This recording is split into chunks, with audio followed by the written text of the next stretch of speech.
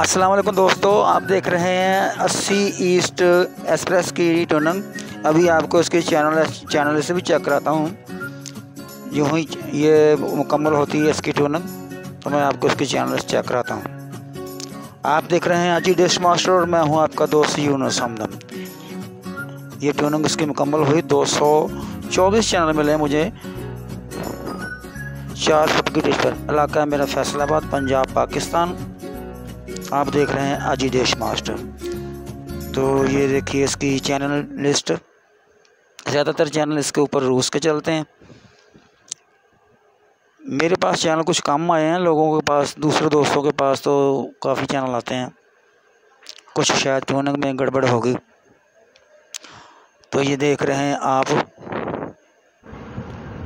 तो ये है चैनल लिस्ट की सूरत हाल। ये भी इसका एक चैनल है और ये भी देख लें, आपके पसंदीदा चैनल। मेरे पास वो ख़ास टीपी तो नहीं मसूल हुई जो दूसरे दोस्तों के पास मसूल होती है।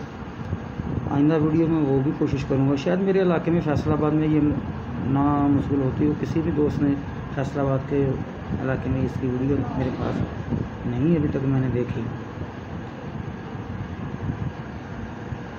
उम्मीद है दोस्तों वीडियो आपको पसंद आएगी। पसंद आए तो लाइक कर दें, शेयर कर दिए, और चैनल पर नए हैं तो चैनल को सब्सक्राइब करके बेल का बटन दबा दें ताकि आइंदा आने वाली वीडियो भी आपको मिलती रहे।